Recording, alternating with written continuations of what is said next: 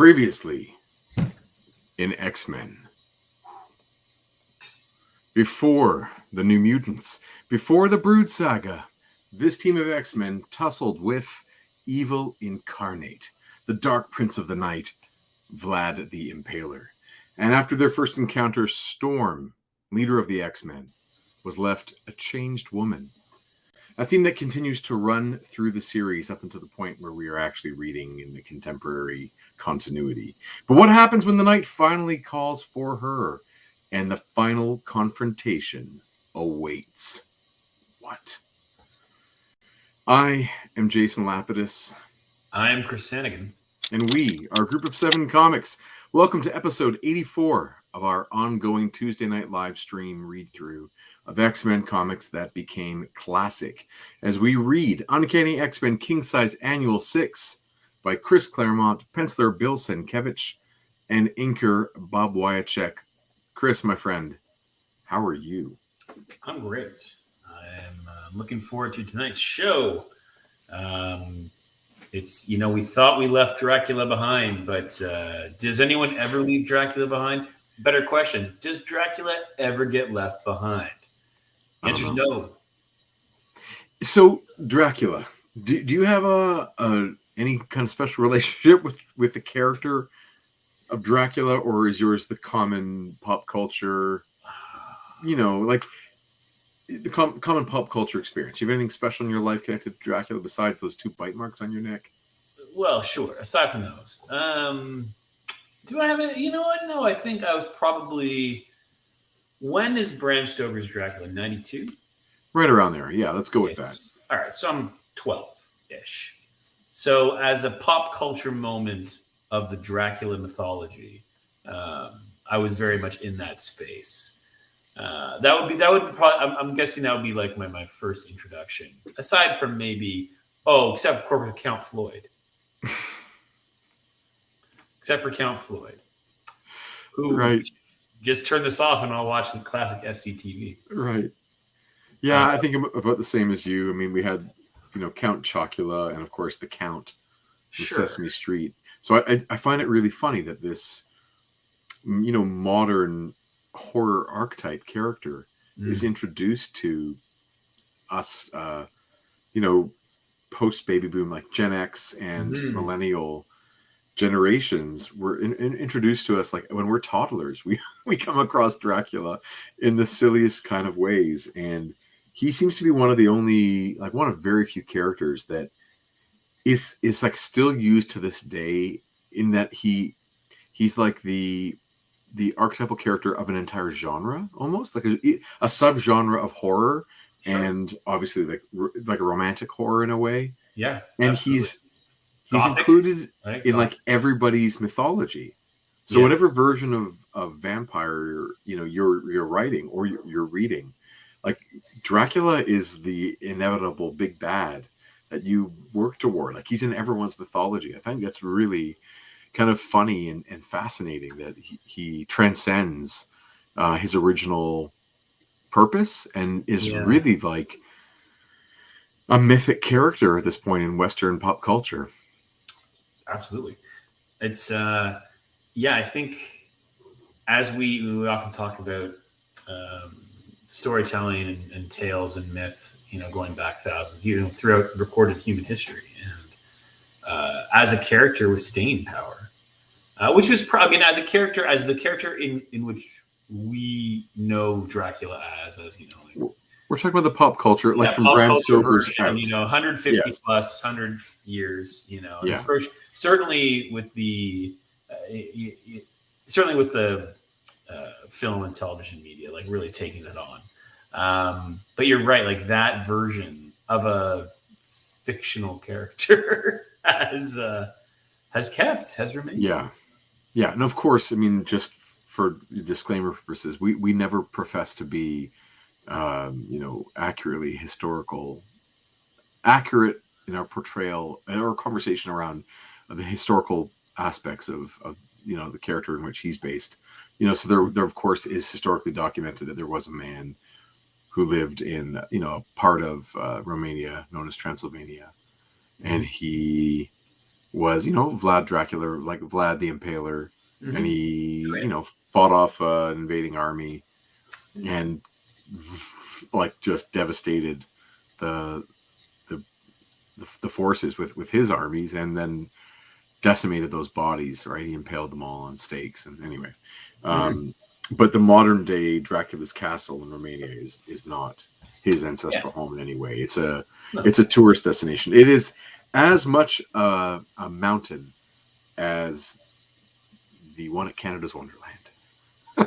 You know what I mean? It's like, that's not a real mountain. It was never. So it's really interesting that when it comes to X-Men, how we get to see, just keeping in mind the context, like you and I, we love comics, we love X-Men, and I don't think we're pretending that it is supposed to be this very meticulously planned, perfect art form. It is very much a spontaneous, meet these publishing deadlines. Whether your idea is good or great doesn't matter. It's, do you have an idea that we can use over the next few months, and then let's get it done. And sometimes things really click with the readers, and they become classic, and sometimes they fall by the wayside. And maybe their dynamic with Dracula is one of the ones that falls by the wayside. But horror and X-Men, I think, is actually it is, if you're going to do your like 12 essential X-Men story types, the X-Men and horror actually goes beautifully together. I'm just not sure if this is an example of it going beautifully. Have there been examples of X-Men horror in terms of comics over the last 25, 30 years? Absolutely. Okay. I would even argue that stuff like The Brood is a form of body horror. Right. Like there are horror elements to it. I think there are often those elements within X-Men where it's a little dose of horror here and there. Right. And then to our point with episodes 2 weeks ago, or was it last week? 2 weeks ago, like the New Mutants movie, was a horror movie. Yes. Based on I think a couple issues of the New Mutant series, known as Demon Bear, which is a horror story as well. There's something about the kids in the school, that there is a presence, and it's Nightmare on Elm Street, right? It's Friday the 13th. Yes, and X-Men lends itself beautifully to that, because you have all these kids in one spot. Someone's always getting possessed. Someone's coming back from the dead. They're having to face these things that are sort of horrific regularly. How wild would that be if we often posit about their introduction in the MCU, and they take the example of Doctor Strange, Multiverse of Madness, and just like keep going in that horror direction. That was right. Well, I mean, I guess all I'm saying is with Deadpool 3 showing up as the first rated R MCU, right? Movie, I believe. Right. I mean, MCU, let's say that loosely. But I mean, there's space, I suppose. So, opportunity. And as Chuck, hello, Chuck, how are you? Glad you're here. Thank you for the reminder about this one. Of course, X-Men 143 is literally the movie Alien, retold where Kitty at Christmas. Right? Yeah. Which, and someone's going to say, no, Alien's sci-fi. And this is where we can start to break down the fact that, great transcendent movies like Alien, they usually have more than one genre that it's drawing from and pulling themes from both genres. But the story structure to Alien is undoubtedly primarily a horror story set in a science fiction world. But the story beats are that of a horror story. And then this is, and 143 is a fun echo of that movie, right? And that kind of what goes bump in the night. Which makes it all the even more fun when Professor X is like, Kitty, you must return to the New Mutants. She's like, but I'm an X-Man. We're like, she survived so much, including a demon encounter of the holidays by herself. Yeah, I was thinking about that this morning, No, Kitty. About how that's where we left off the last issue. Yeah. Was that Kitty got demoted to go train with her age group. Other kids. And how long that story thread is gonna last. I don't know if you read ahead.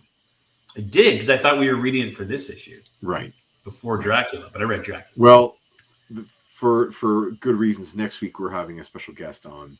Yes. Nick Friesen is going to join us, and that is an issue that is dear to his heart, and the timing worked out better. Okay, cool. So we'll have him with us next week. But this week we are reading, as we mentioned before, King-Size Annual number 6, and it is it's seeing Bill Sienkiewicz, like the cover art I love. I think this is great.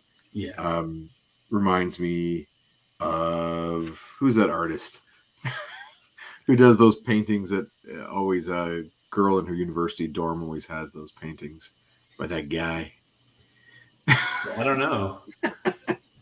Maybe you didn't go to enough girls' dorm rooms to see the pattern. Okay, Chuck says, also, good evening, children of the Adam or night. Yes, good evening to you, sir. I hope you're doing well. It is a beautiful Klimt. Thank you, Gustav Klimt. There you go. You know, is it called The Kiss, that one, where it's it's like, it reminds me of the Rachel. Chuck's like, I've been in plenty of girls' dorm rooms, and trust me, it's Klimt. He's right though. But I'm going to give Chuck some gentleman credit and say that he's basing his accurate response from the art reference, not from my social behavior reference. Anyway, this does remind me of Gustav Klimt, and something about the poses, especially that of Kitty. And again, like Sienkiewicz is on his way. He says, "How do you think I got in?" I don't know, man. I don't know. I don't know.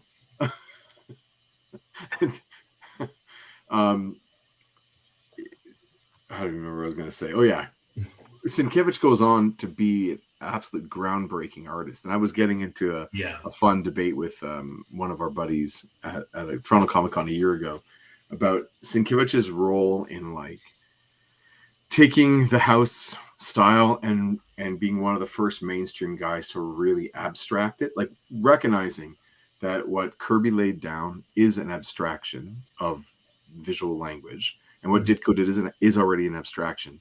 But those two guys sort of set the groundwork, and the guys like John Buscema continue it, and John Romita Sr., who just passed, those guys like continue, and then that house style kind of becomes this, based off the Ditko Kirby and the two Johns kind of keeping it going through the 70s. But when you get, and Neil Adams, Neil Adams changes everyone's house style. They want to go more realistic and more dramatic. But in terms of anatomy, it kind of solidifies things towards more illustrative or illustrative. But Sienkiewicz starts off Neil Adams-ish, and he's going to go really, really pushing boundaries within the next couple of years after this. Okay. But he's still pretty Neil Adams-y in this one. So I'm interested to see those moments where we see a hint of who he's going to be. You still haven't read Electra Assassin, have you? No. Oh, dude. Just seeing some different art. It's going to blow your mind. Okay.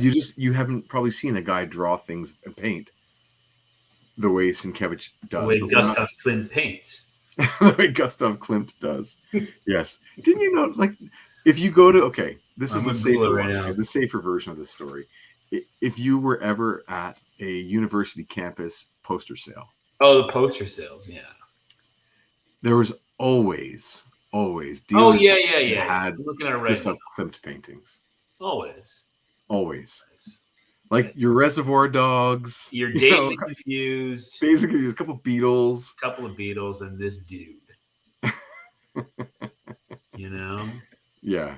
Well, let's show this cover here. So one of the things that I really do enjoy about this version of Dracula is it is very much rooted in the 1970s. Mm-hmm. His style, his choice of the goatee, and he's suave, and he wears dress shoes. He's not a 15th century Romanian prince. He is like a 1970s kind of went to the disco. Lothario.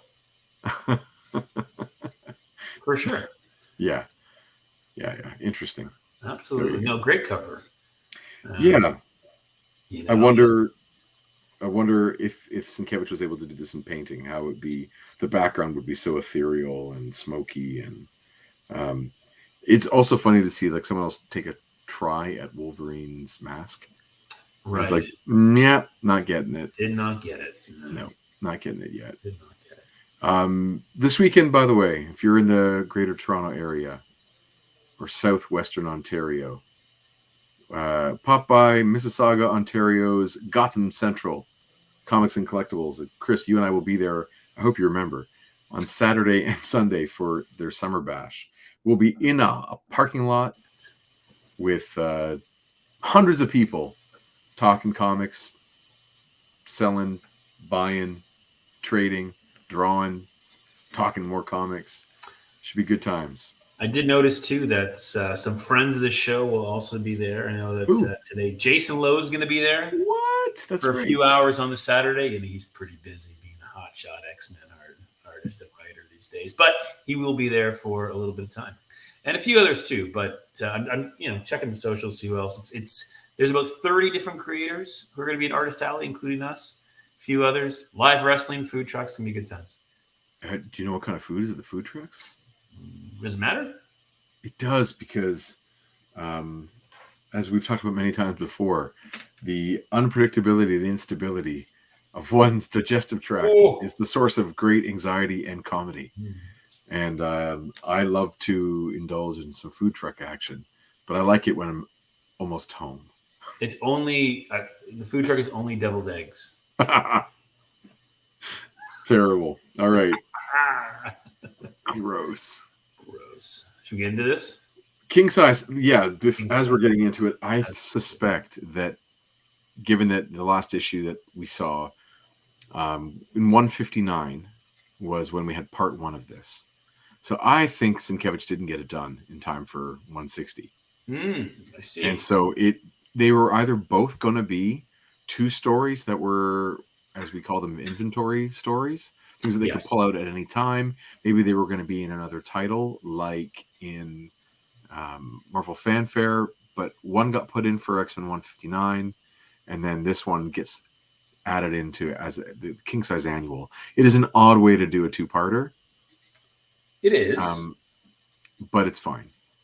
And it's also, I think you're right, in terms of having stories ready for other avenues, especially when it comes to like the annuals, which are these kind of larger, larger as in more pages, kind of one-shots that sometimes connect, not always connect, back to the storylines. But it's an opportunity to do something a little different and not have it be so, determinant on or tied to what's happening in continuity at the time. Yes.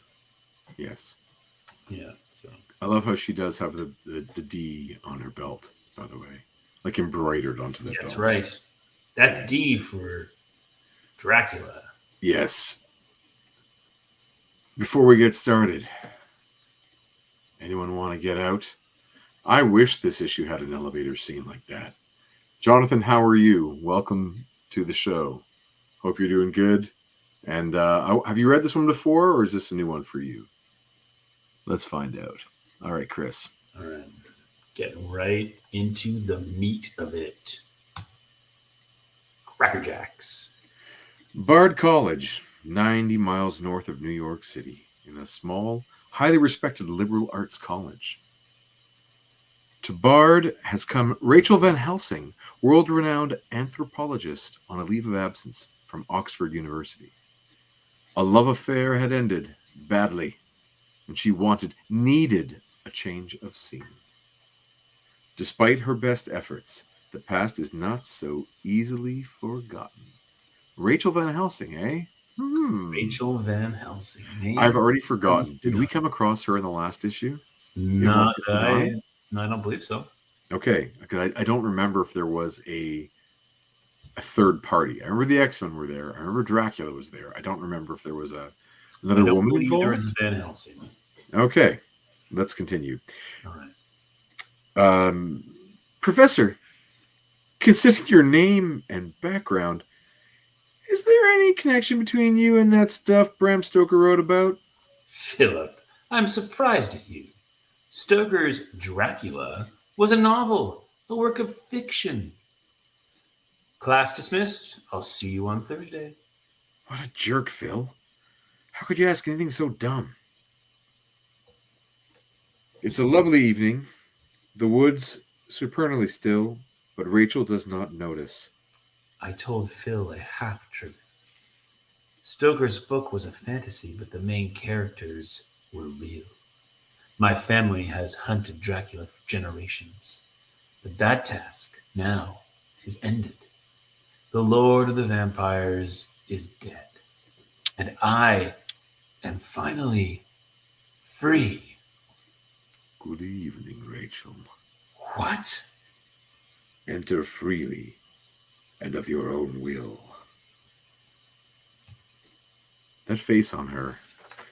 Oh, yeah. Stanley presents Blood Feud. Dracula! You looked surprised, my dear. Do you truly think I had suffered the final death? Not so. Your accursed family has been a bane to my existence for too long. You are the last of your line. Tonight, my darling Rachel, here our ancient blood feud ends. This camera angle like that he chooses, this is like where I see the Neil Adams stuff. Sure. It's just this dramatic Dutch angle. I wish it was a Transylvanian angle, but it's a Dutch angle. And just the style of that. Yeah, very Neil Adams-ish. We get Dracula's that, you're right, that kind of 70s-ish swinger type with his pointy ears. And, big dude. Yep, he's got to have that huge collar, right? And the cape. It's an interesting look, but I bet you he has on high heels and pointy-toed shoes. You know what I mean? Yeah, he does. Yeah. And then we get a very animated Kitty Pryde on the other page, which, I feel like it's taking Claremont, whether it was Cockrum or whether it's Bob McLeod or now Bill Sienkiewicz, taking these guys a long time to figure out the little pocket in which to represent the character of Kitty. She just, I don't know if she's a whiner. I don't know if she's great. I don't know if she's terrible. She seems to be all things depending on just the high drama. All of it as a teenager. I guess maybe that's the takeaway. It feels more like she's a toddler half the time.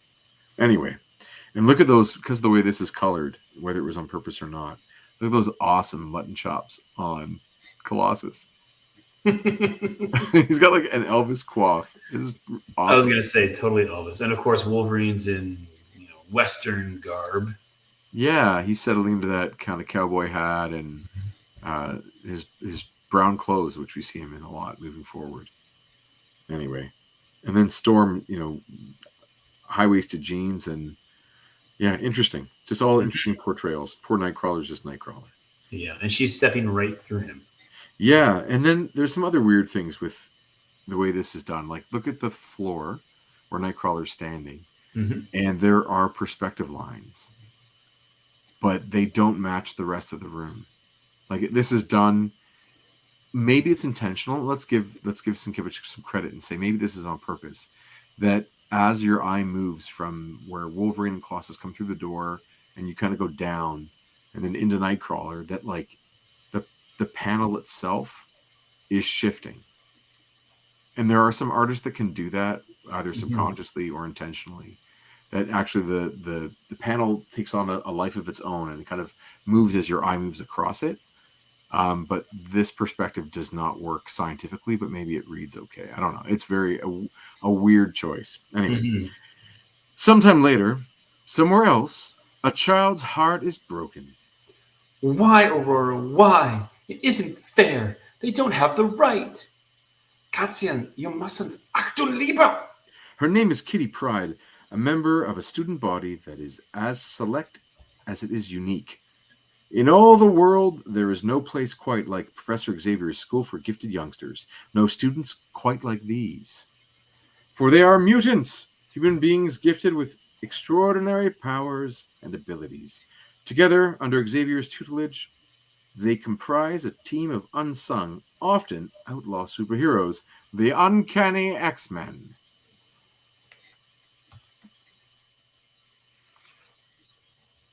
Kitten, this is not the end of the world. It's the end of my world. They promised a world. They said they'd patch things up between them, that they'd give their marriage another chance. They lied. They lied. Hey, people. Oh, good Lord. Cyclops. You're not being fair. Why should I? They're not being fair to me.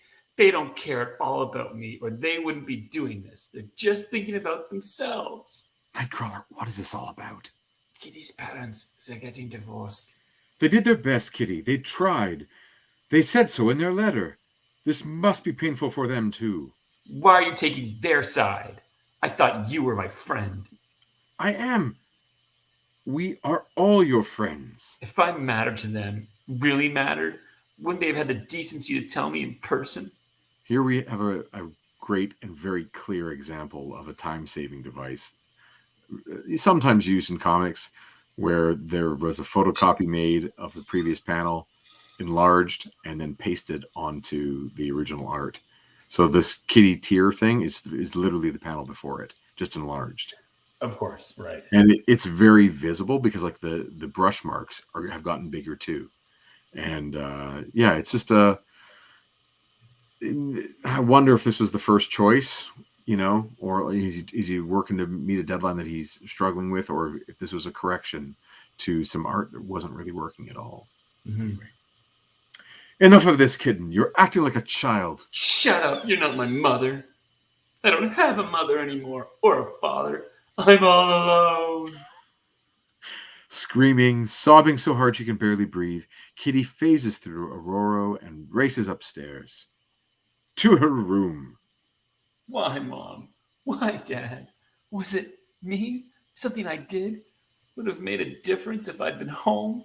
I'm sorry. I didn't mean to like it here so much. Sure, I was happy with the X-Men, but I'm happier with you. Being an X-Men is just about the most important thing in my life, but I'd given it all up in a minute. I'd give it up now, for you, for us. But you never even gave me the chance. I hate you both. I hate you.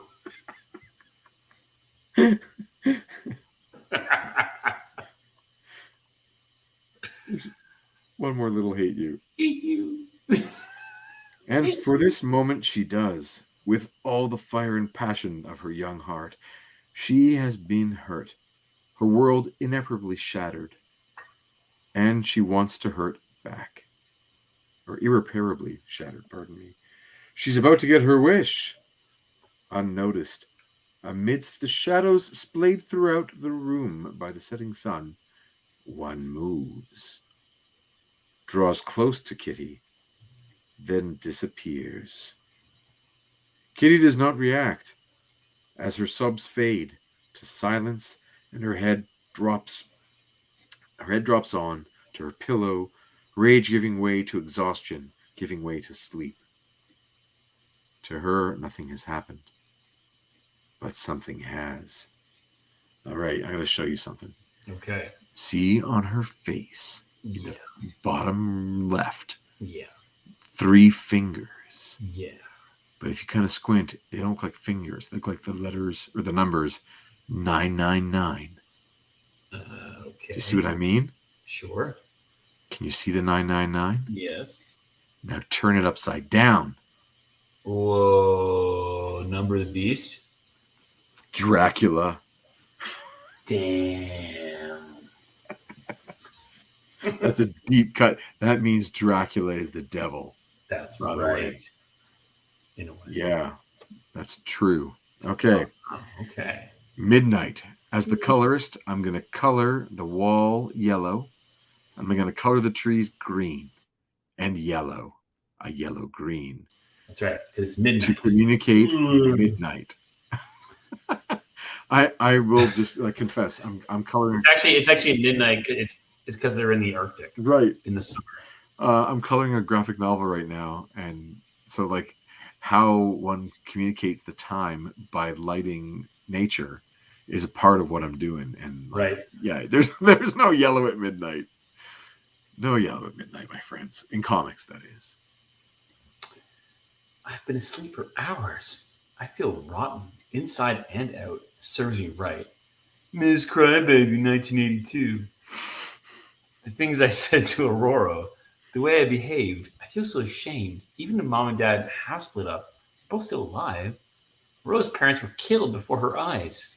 She was younger than me. Oh gosh, I'm starting to cry again. After all I've been through as an X-Man. You'd figure I could handle this. The photo. I smashed it.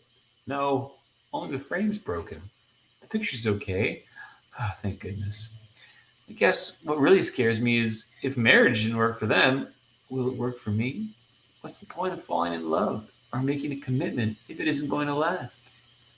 I wonder if Aurora was in a mood to talk. I could sure use Kitten! Aurora. Oh, hey, great timing. I was just thinking of you. As I, Kitten, was thinking of you.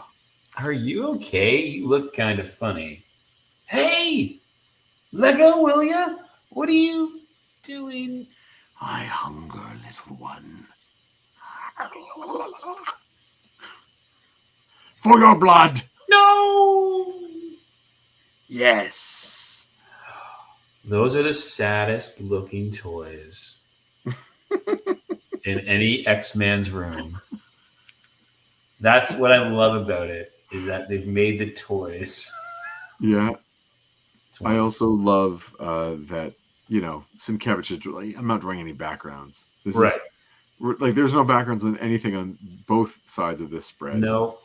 And then I also love that, by throwing down this huge black section, you can see like the roller and the printer, like where ink is not coming out of the paper as much. Yeah. As it's, stuck on the printer more.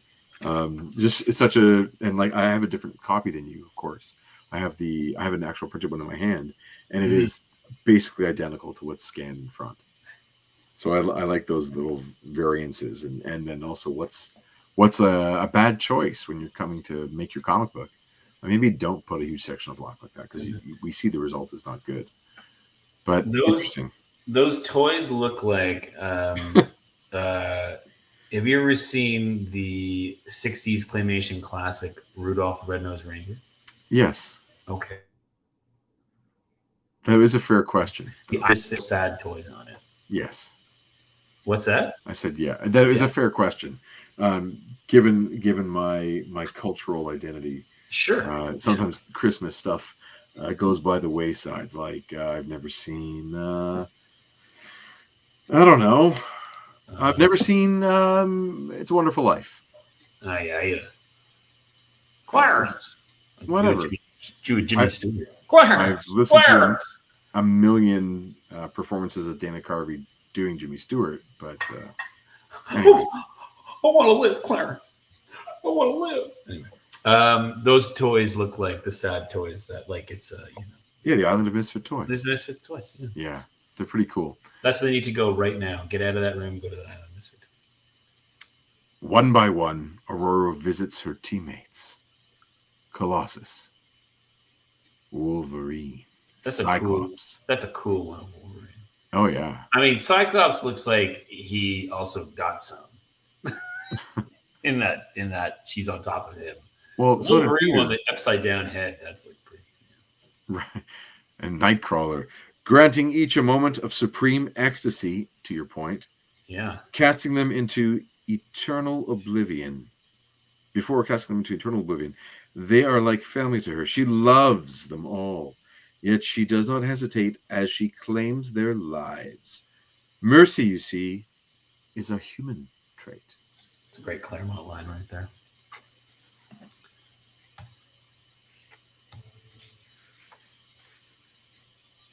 And Storm and her humanity have this night parted company. She returns to her attic room for the last time. She will never see it again.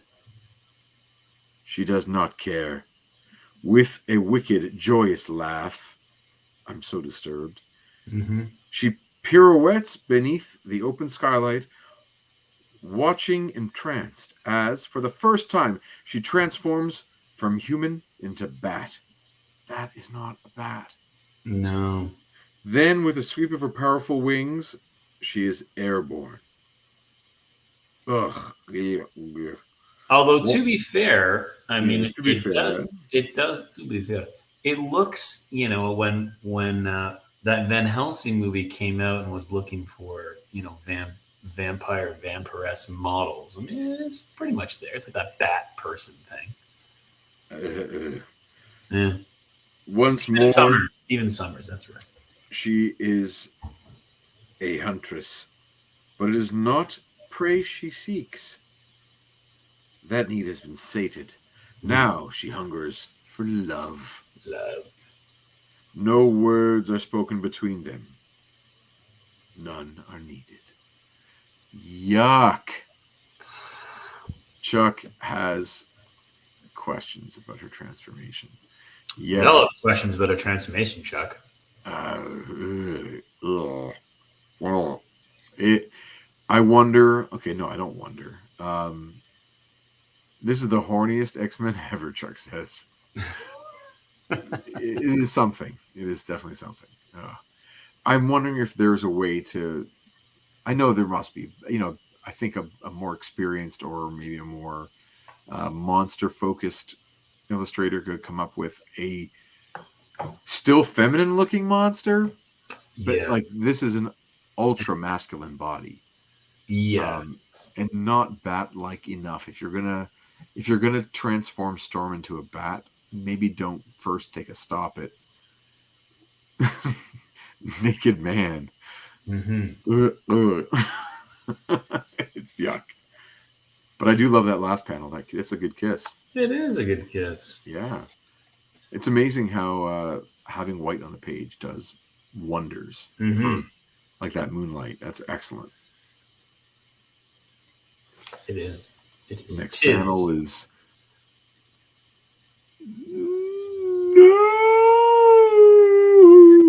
no. She's naked again. Goddess, no. I am myself once more, human, alive. It was a dream, was it not? Kitty! She lives. She is untouched, unharmed. Bright lady be praised. Poor little thing, she cried herself to sleep. It has been a horrible day for her. I fear tomorrow will not be much better.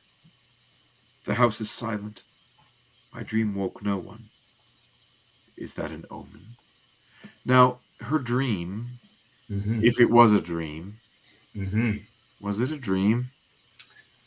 We'll usually find out. But dreams don't switch perspectives. Like that was Kitty's situation, and then Storm took it over as the focal point. So it makes me think that was not a dream. That she is, has awoken in her bed naked, and that was real. Yeah. But then that would mean the X-Men have all been bitten. Right. Unless it was a hallucination and part real, like fever dream. Like in her dream, you make her go through the act of turning her friends as a sign of her commitment to you, Dracula, and then when she's done it in her dream state, then she comes to you. You know what I mean? I mean, it could be. Okay, that's maybe how I want to imagine that to be. Okay, moving on. But that was no ordinary dream. I've been summoned by Dracula. I will obey, because he threatens the lives and souls of those I love. Evidently, when he pledged to release his vampiric hold on me in issue 159, he lied. He will regret that. On top of everything, Dracula is also a liar. Yeah. Well, maybe he gets a bad rap. Just putting it out there. Maybe his promise was taken out of context. You know what I'm saying? Maybe we need to hear the whole quote. Anyway. With a thought, the mutant elemental summons a wind to sweep her away. Unaware that she's being watched. She answers the call. At last, the final game is afoot. I cannot act alone, yet I dare not involve all the X-Men. Fortunately, I know the perfect choice for my companion. Hiya, Peter. What you doing? It's the thesis of Professor Xavier. It is due next week, upon his return from Weir Isle. It is a fascinating subject, Katya. Your American view of the world, as it was, is so different from what I was taught in Russia. Each side claims to tell the truth. Each side is right and wrong. There is so little understanding between our two countries and so much fear. How about bridging the gap, Petey, with our very own personal entente cordiale? Kitty, what are you doing? What comes naturally where you're concerned? Stop it. This is not funny. I know what happened today was a terrible shock. Hush, Peter Nikolaevich. Look into my eyes. What happened today is unimportant. Kitty, no, please. All that matters is tonight. By the way, Yeah. just so you know, for your own peace of mind, Mm. to me, there's nothing more both romantic and erotic than listening to you voice both sides of a sex scene / murder. I aim to please. Well, boy, oh boy. Chapter 2. Roughly 3,000 miles separate the shores of the United States from those of England. Storm flies it in a day. That's not that fast. Yeah, I was going to say that it takes a long time. Storm flies it in 24 hours. Reaching her destination, a majestic old manor house perched on the rugged coastal cliffs of Cornwall, soon after sunset. His power led me here, but why? It makes no sense for Dracula to go to so much trouble just to drink my blood.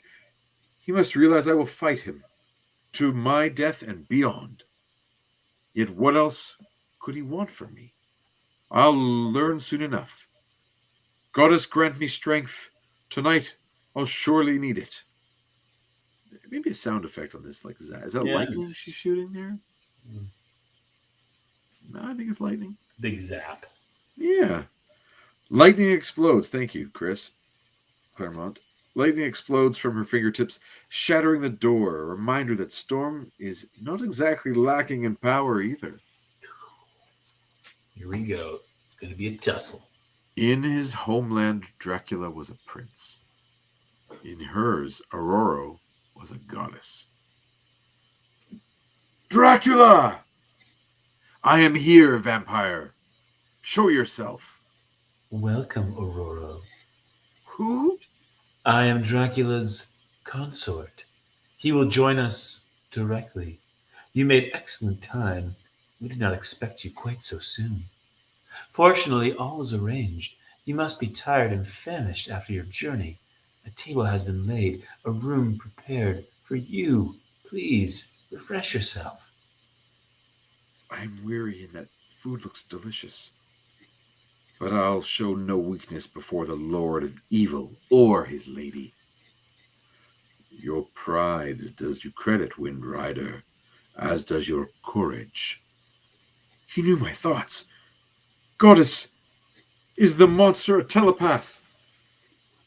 Your deity cannot help you, Aurora. We have shared blood. You are mine. You relinquished your power over me when last we met. Circumstances were different then. Why am I here? Why did you break your word? Because I had no choice. Your tongue is insolent, woman. You need reminding who is master of your will. And you, vampire, need a lesson in humility. Ha! Your fate was sealed the instant I tasted your blood. True. I left you to live out your days in peace, knowing that you would rise from the grave to join me as one of the undead. Liar! Look into your heart, Aurora. My neck. You cannot deny the truth. Blood.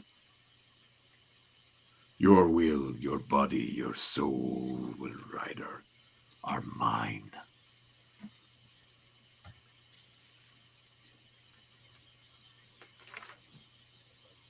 You fight like a warrior born. With one such as you by my side, the world is ours for the taking. But this was no easy struggle for either of us. We are both drained, and before tomorrow's dawn, we will need all our strength and more. Feed her, Rachel. I shall see to my own needs. Ooh.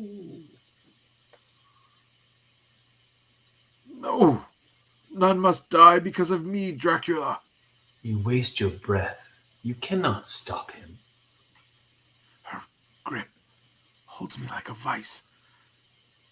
I feel so weak I cannot focus my concentration sufficiently to command the elements.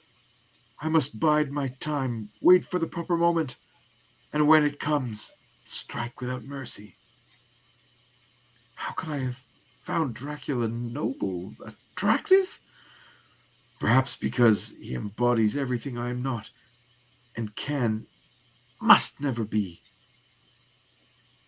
He called you Rachel. I am Rachel Van Helsing.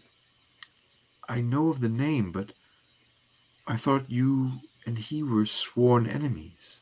So we were, when I was alive. So this panel of where we see like the whole table set and stuff, like Sienkiewicz doing that rendering around the candlelight, and like the circles being uneven. You know, that looks like him. That looks like Sienkiewicz style. Of course, this is Bob Wiacek over Bill Sienkiewicz.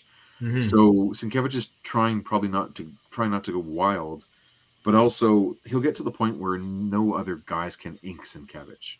He can ink other people, and he does a really masterful job over others. But he will become the kind of penciler that he has to ink his own stuff. Chuck says that, Storm is going to have to Me Too this dude. That's one way to phrase it. Let's see what she does. So I think this is him, right? Yeah, I think he comes back. He's come back through the window. He's come back after only a minute later, before he said he need to go see to his own needs. He's well, we don't know how long it took Rachel to carry Storm down to that dining room. Maybe it's the dungeon. Who knows? It's a very big castle, Chris. It is. There's a lot going on there. Like death, Aurora, I can lose innumerable battles, content that the final victory will be mine. I am eternal, my foes are not. They age, they wither, until eventually the Reaper claims them, or I do. I truly thought our paths would not again cross while you lived. However, my need is such that I could afford neither delay nor the slightest chance of your refusal. Hence, the melodramatic nature of my summons. I am Dracula. Everything I do is melodramatic one way or the other. When this test is complete, you will be free to go. Until the next time, until I'm reborn as a vampire.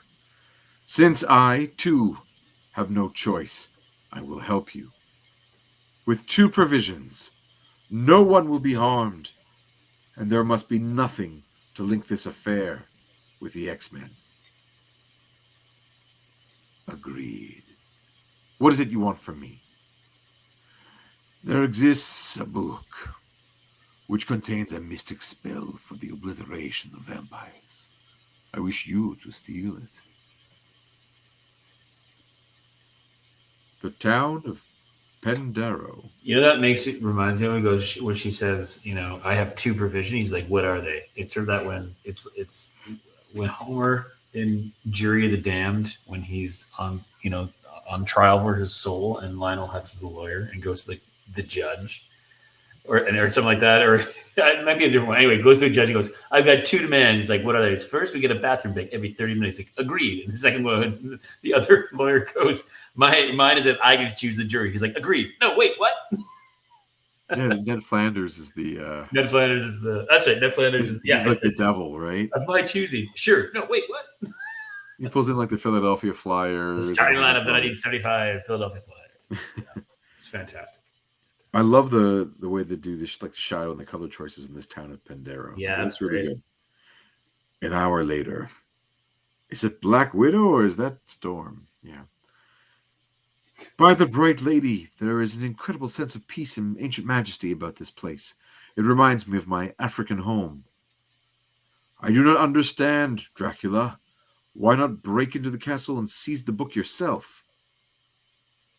Because that fortress is built atop one of the holiest spots in Britain, a storehouse of eldritch energy that rivals Stonehenge. To come this close is uncomfortable. Any nearer, and we would be in agony. Ingenious. Who chose this location?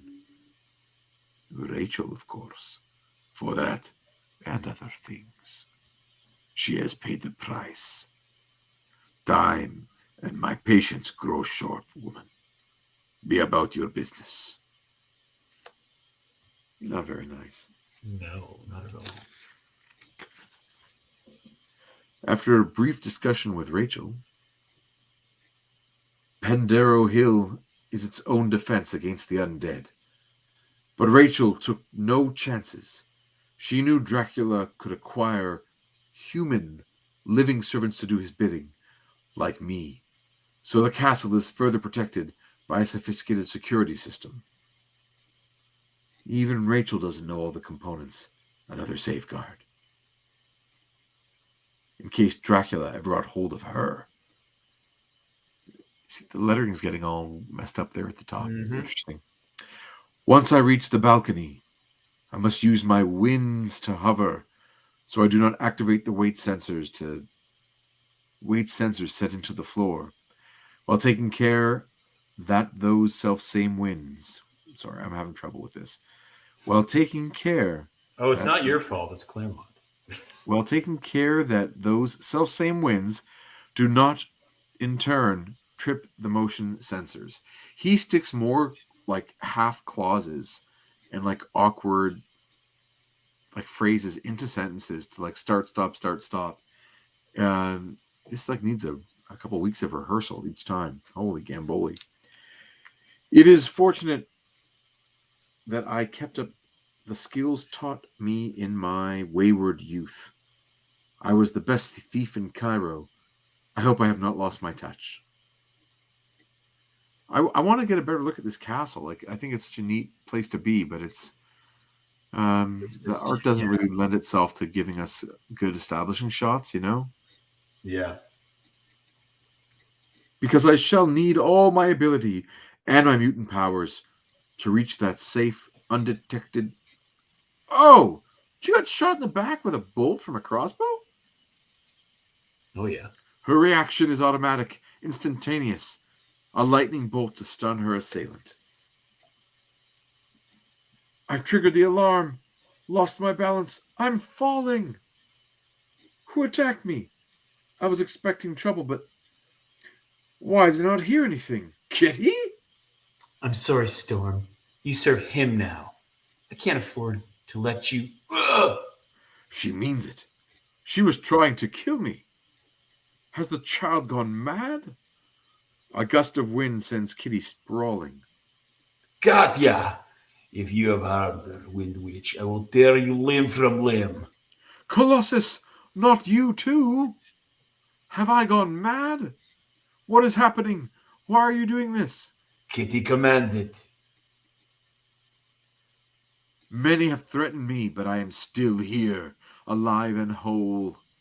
She manipulates humidity and temperature, turning the floor beneath her teammate to ice before knocking him off balance with a blast of Arctic air. That act requires nearly all her waning strength. Belatedly, she realizes that her wound is far more serious than she thought because she has a crossbow bolt in her back. Yeah. I mean, that's insane. I also find that Sienkiewicz does not like to give the floor any kind of castle-like floor. Mm-hmm. This is like shiny floor. Because, you know, Castles with them shiny floors. There's a song about that. Oh, really? How's it go? Castles with shiny floors. I remember that one. Yeah. Was a it big hit? Yeah, it was. I thought it was a B-side. Maybe I'm thinking of the other one. Okay.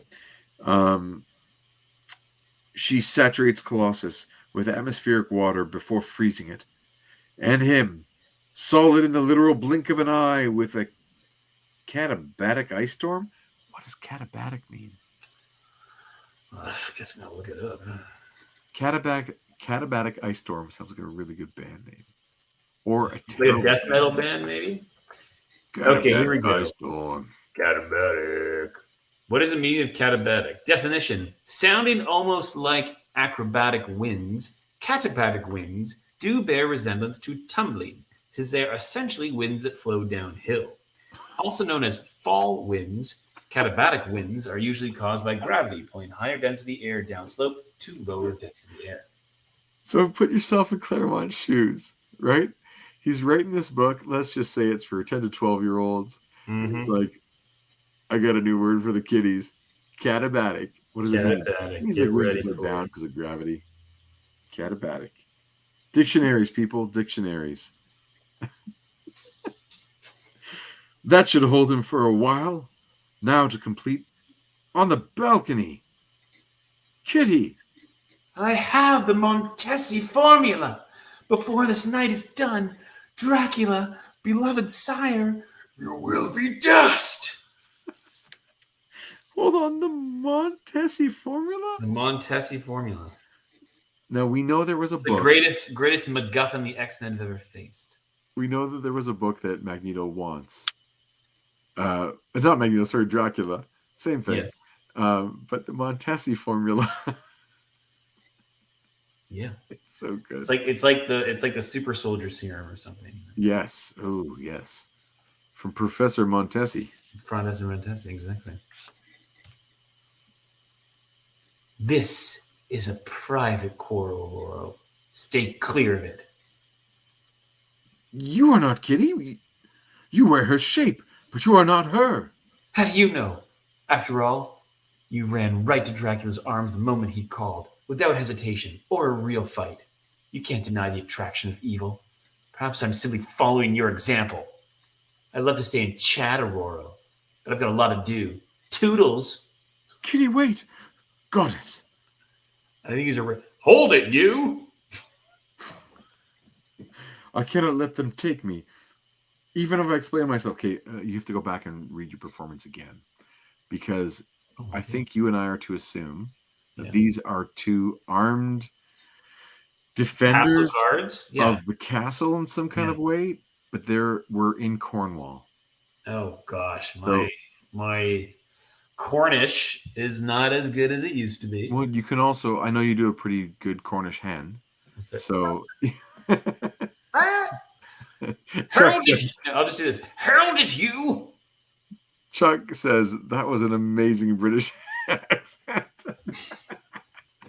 So that's all I was going to say. Is like, thanks, hey, they're in Britain, so maybe redo. Okay, but anyway, hey, Americans can work in Britain. It's okay. Oh, they could be. Let's just say they're Liverpudlian. Hold it, you. Hold it.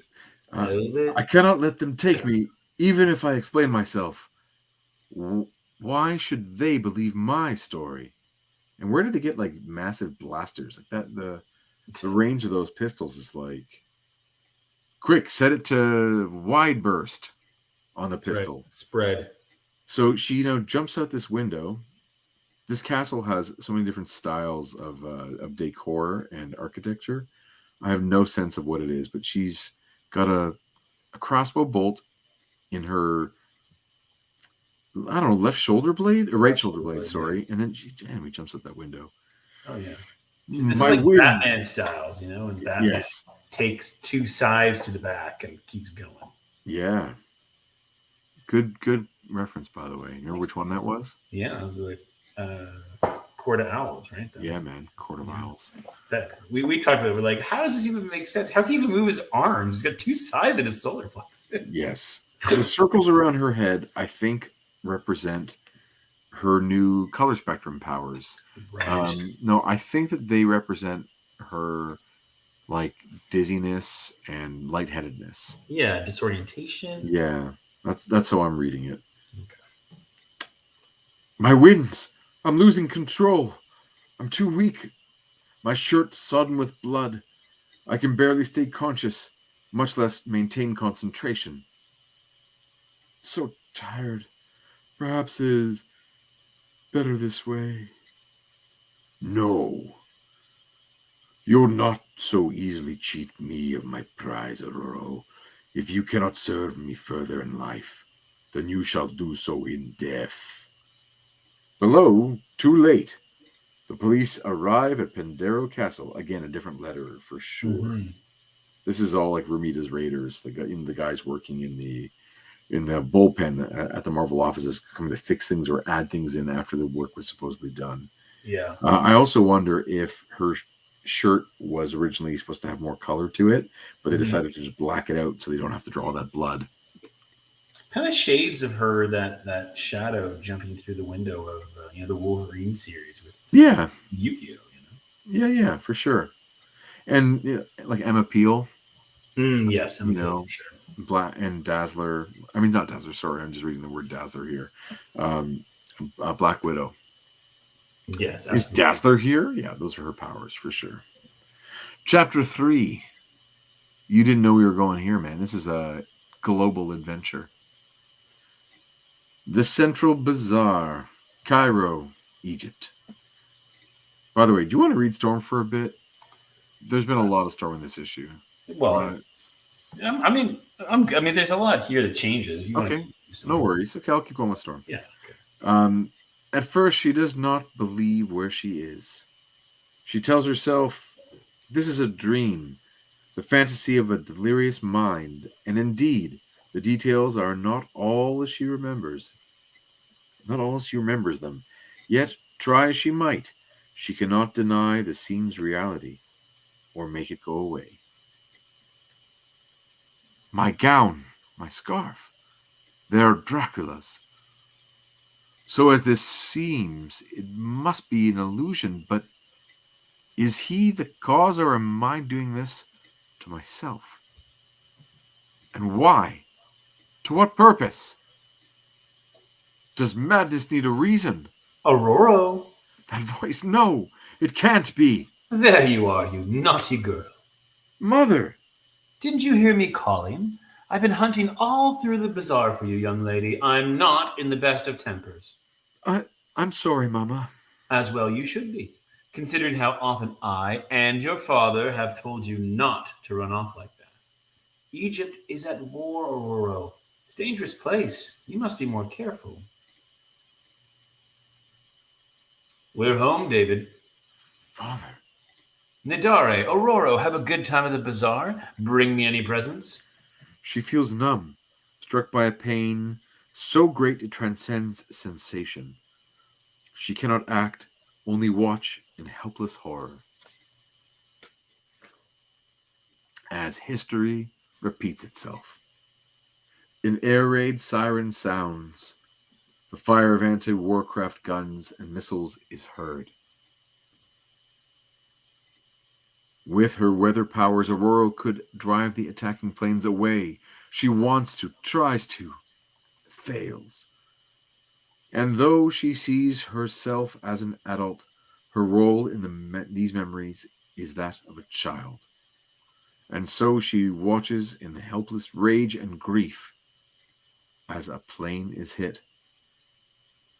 Oh, my lord! Nidare, Aurora, get down. I'll keep you safe. Darkness and pain, eventually of body and soul. Pain that will not be ignored as it forces Aurora awake. Mother! Mother!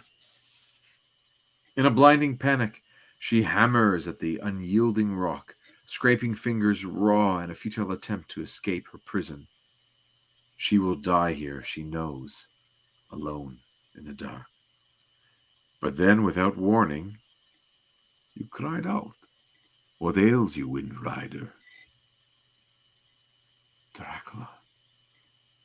Again, what is wars with what that... Okay. Again, what is wars with what was and what should be? Does that make sense? No. Yeah. But it does say the word wars. What is wars? What is wars? What is wars? What is wars? Again, what is wars with what was and what should be? And as Aurora once dragged her body from the shattered ruin of her home, so does she now haul her mind out of the dreams and nightmares that threaten to consume it. I was in a coffin. Your pardon, Aurora. It is night, but the same night? How long have I been unconscious? I was badly wounded, yet I feel fine. No pain, only a slight weakness and hunger. What has Dracula done to me? Your pardon, Aurora, as I already read. When I chose your resting place, I forgot your fear of enclosed spaces. Don't Fangs. Don't say that Dracula's not thoughtful, okay? The guy he forgot that she has crippling claustrophobia, and so he put her in a coffin. I mean, he's apologizing. It takes someone to own up to their mistakes. That's all I'm saying. For sure. I'm still alive, still human. Your injuries have been tended to. You lost considerable blood, but fortunately I was able to put much of it to excellent use. Parasite! Will I never be free of you? No. That actually hurt me, by the way. I gave myself a good wallop there. The wound was mortal, Aurora. I could have let you die. Is that supposed to be a kindness? You have made my life as false as the illusion you used to summon me. Nothing I do matters, because in the end, unless I destroy myself literally, utterly, it looks like it was literally part of me. Anyway, I'll become like you. There are worse fates than becoming a living denial of everything you hold dear. You do not understand. He offers rapture and power beyond comprehension. Yes, I see how happy he has made you, Rachel. He offers nothing I desire. That will change. The child, Kitty, has the Montesi formula. I must destroy her before she does me. To do that, I need every advantage. The strength of your mutant blood, plus the irresistible might of you by my side. As a vampire. No! You'll not harm her through me. Oh, yes, Aurora, I shall. Wrong, vampire. Who dares? Ah! The X-Men, Bob. We look after our own. Storm, are you okay? Save your concern for yourselves, dog. During the few seconds left in your pitiful existence. Wolverine. Unbreakable adamantium claws flashed from bionic housings in Wolverine's forearm to bat the spear aside.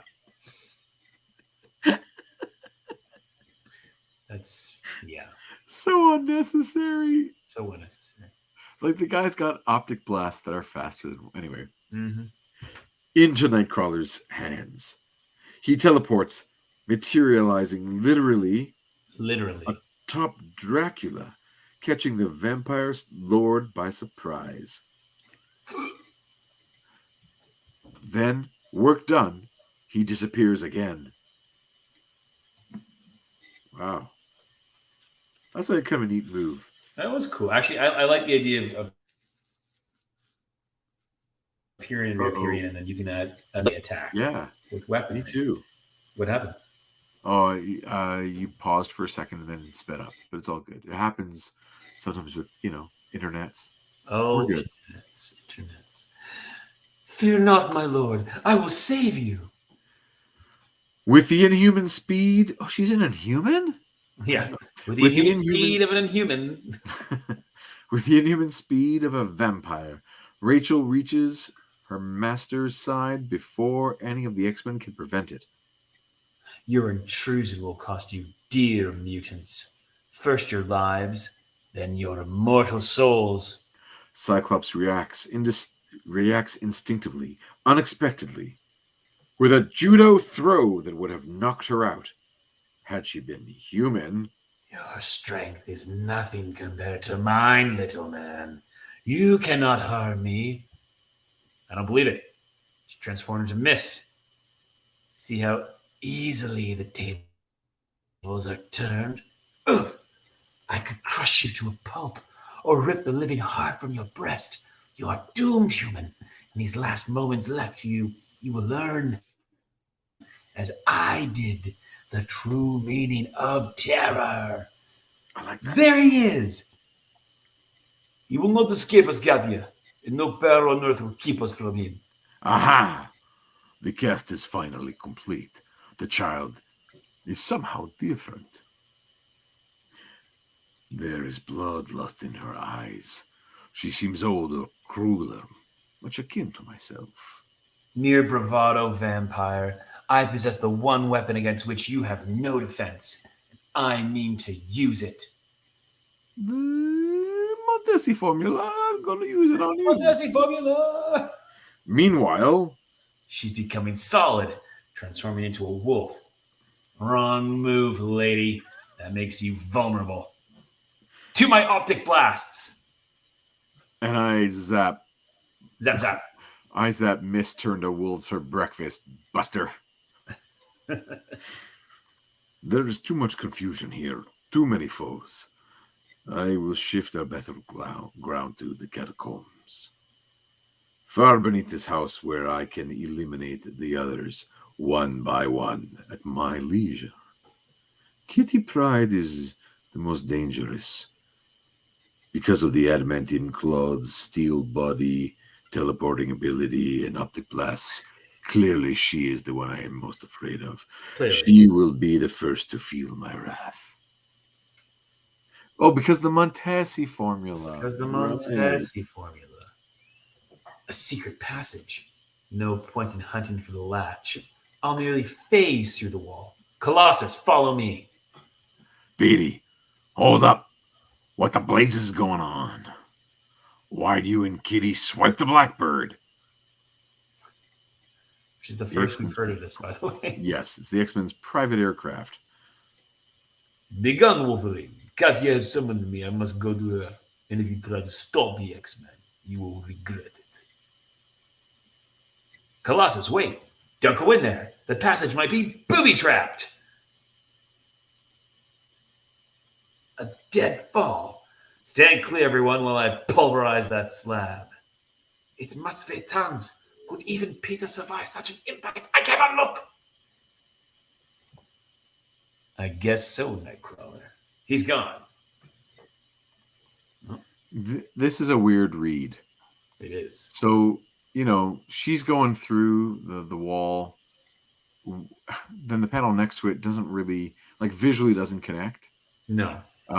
It's not like we saw them in the background where she was phasing there almost near her, if it was like a wide shot.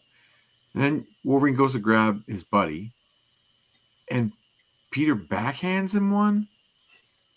Sure does. Totally out of character. Yeah, bizarre. Totally. Anyway. Heartfelt greetings and mutual explanations are speedily exchanged for the reader's sake because we have no idea what's going on there. It's true. How did you find me? When Kitty swiped the Blackbird, she set off the alarms. The jet's automatic tracer beacon allowed us to follow it to England. On arrival, we heard about the break-in at Pandero Castle. That became our next stop. Wolverine's enhanced senses and tracking abilities did the rest. Kurt, get Aurora to safety. Wolvie and I will I'm team leader, Cyclops. My place is here. Don't be ridiculous. You're in no shape for a fight. Suppose Dracula regains control of you. In a burst of light, Storm changes into her costume. I know the risk, but if I am to be true to myself, as Aurora and Storm, I must stay. Win or lose, I must at least try. All right. Something else, though. I believe Kitty and Peter are under another's influence. That would explain the backhand slap. Sounds logical the way they've been acting. Nasty weather outside all of a sudden. You're doing, darling? In part, I fear so, Wolverine. A reflection of my mood. Shall I banish it? Save your strength. We'll need it. The passage is open, Cyclops, but there may be more booby traps. Forget about that, Nightcrawler. We'll make our own way into the catacombs. See, this is cool. Like using the powers in a very practical way. Like Yeah, this. okay. Yeah, that's cool. You know, like blowing a Yeah, hole 4 levels down. Voila. That's the only French word I know, X-Men. Get down there. My winds will slow our descent. Nifty. Wolverine, when we reach bottom, you take the point. This way, troops. I got a scent. I am confronting the great many terrors tonight. Dracula, and now my claustrophobia. It was easier to be brave upstairs. Aurora's walking on the edge, fighting not to show it. She's wired too tight. I wonder if she realizes how close she is to Kraken. I wish I could help. But this scrap, she has to handle solo. We've arrived. In the nicest catacombs anyone has ever seen. Yeah, yellow. Petey and Drac duking it out. But where is Kitty? Do not concern yourself, my dear. I will endeavor to keep you entertained until her arrival. Watch it! Bub, I've been aching for a rematch since our fracas in Central Park. Maybe you can't bleed when I cut you. Let's see how dangerous you are without a shirt. After I slice and dice your spine. You're even more handsome. Damn it. I feel like this was a Miller drawing that he did this like almost exact pose when Wolverine's fighting Shingen. Shingen, yeah. But maybe in reverse. Like I wonder if there's. I want to go find that one. Compare. Your claws, Wolverine. Ah, a formidable weapons. I think it far more fitting, however, that they be put to use in my service. Kill. Like he just Scatter. converted Wolverine. Like he just turned him into a vampire Yeah. in 2 seconds. 2 seconds. Scatter, X-Men. Wolverine's gone berserk. Nearby, You cannot escape your destiny, Storm. Rachel. I cannot fly in these cramped tunnels, and I dare not conjure a wind here strong enough to dislodge her. Her strength is greater than mine. She thinks me helpless. Her mistake. Cyclops said, when in doubt, resort to the unexpected. My punch caught her off guard. She's vulnerable. I'll have a good chance. I'll never have so good a chance again. I must strike. No!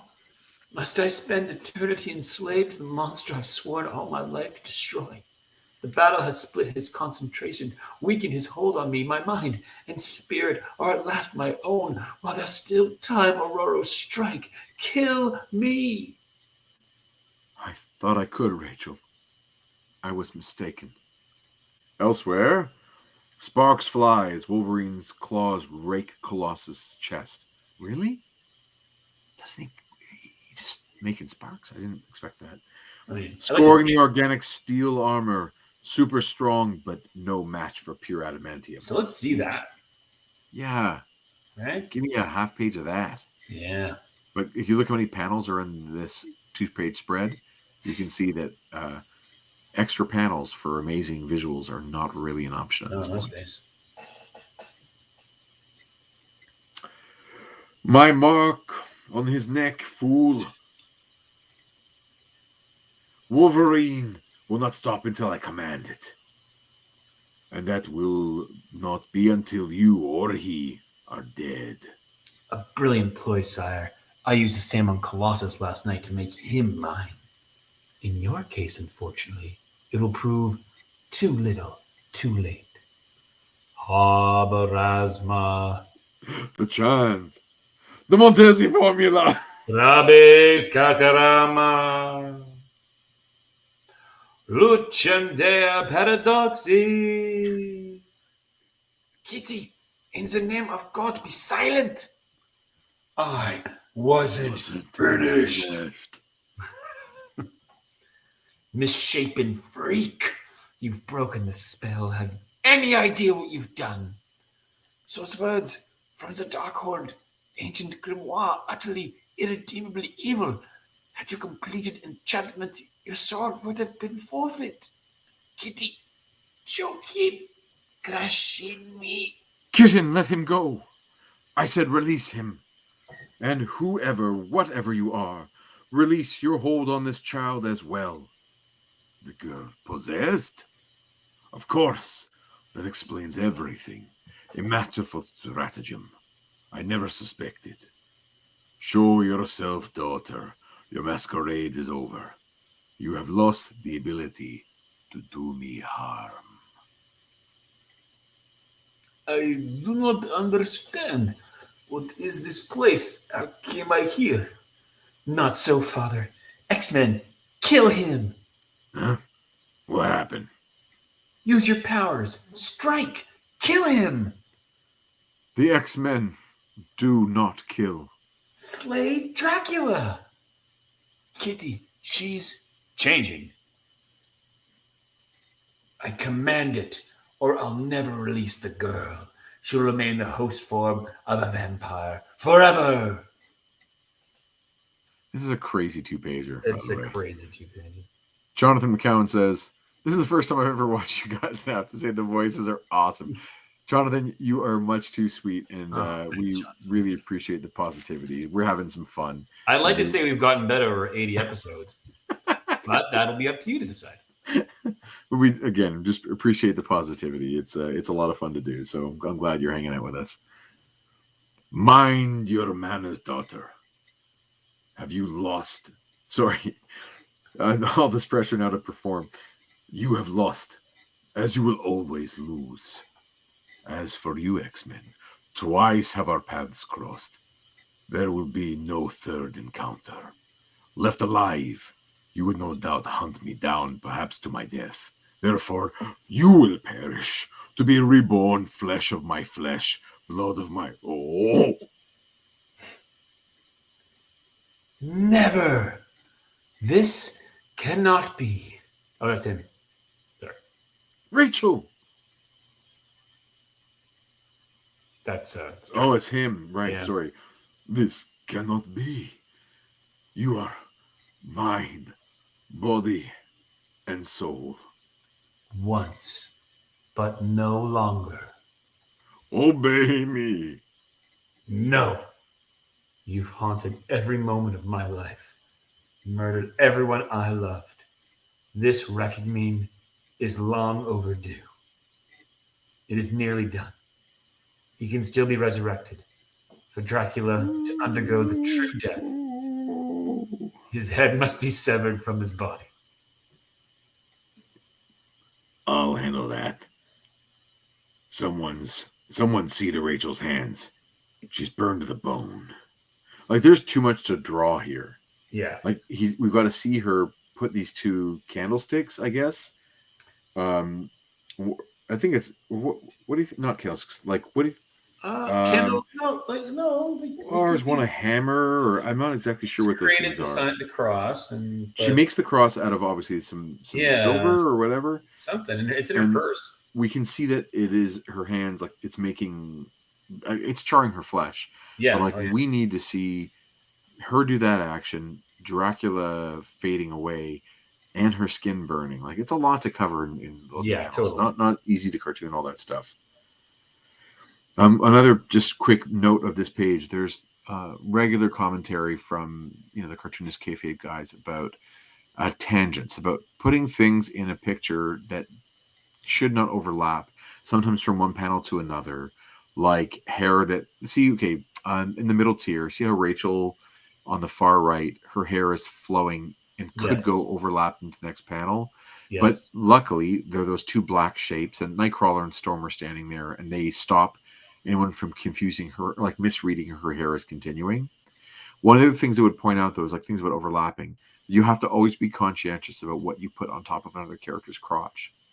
So we got Wolverine standing there on the far left, and Cyclops in a position over top of Wolverine. Right. It's like, it's just so awkward. So like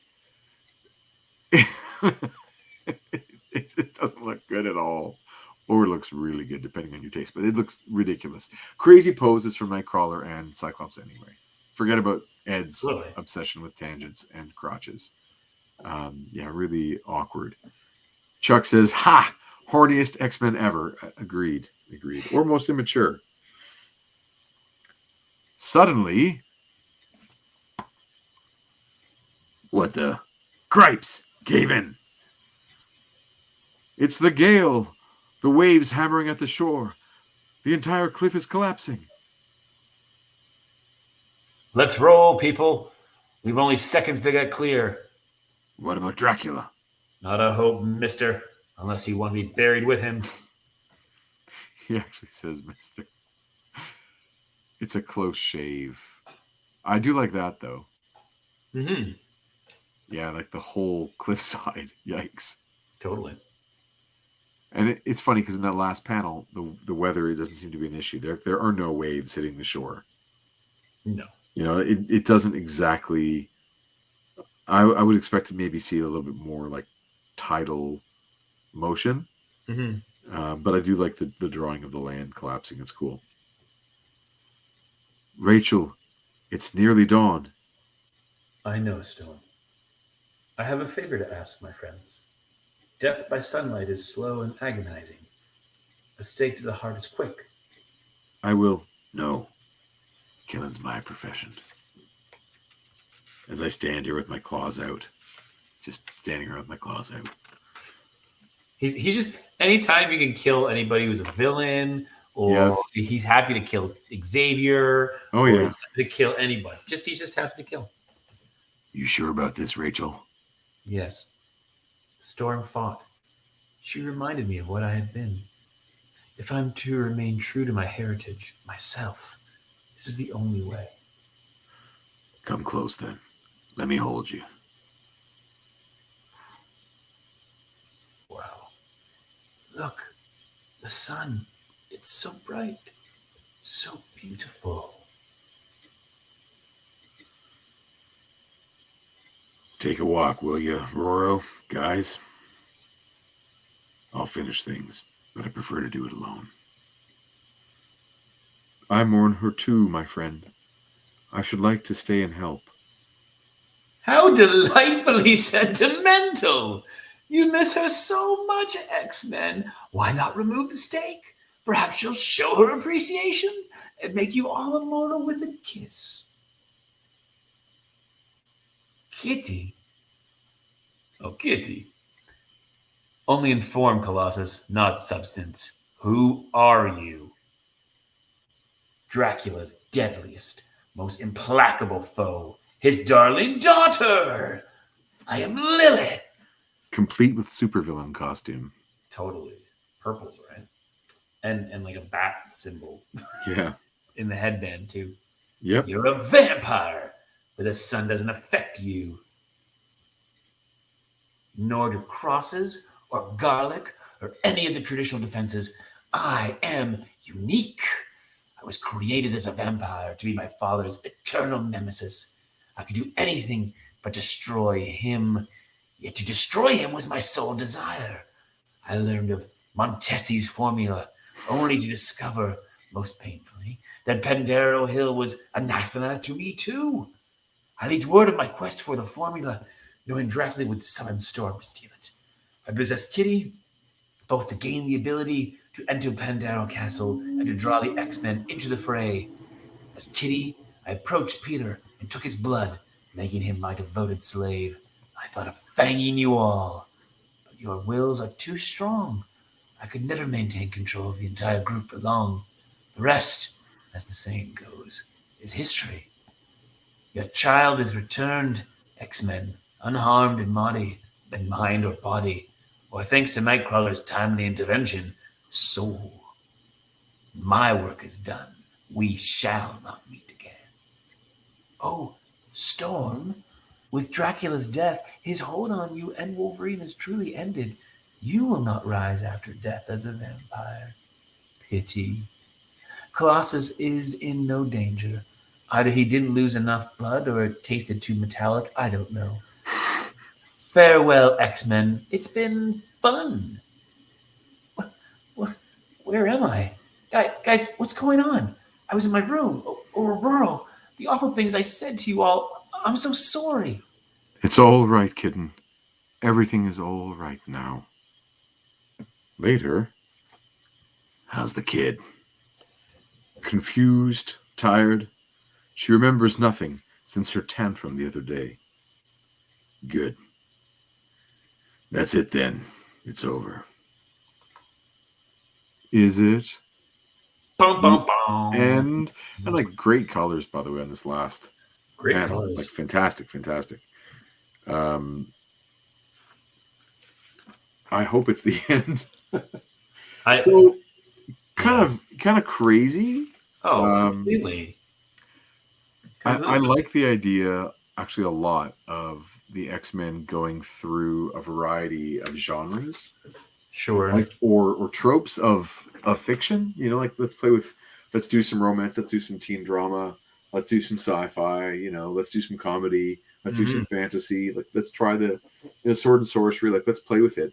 Oh, speaking of the horror stuff, remember that stuff with Ileana and magic, like going to that other dimension, fighting demons. So like there is Velasco. So there is like a bit of the sword and sorcery stuff happening there too. Totally. So they do play as characters, like they can go cross genre, they can dabble.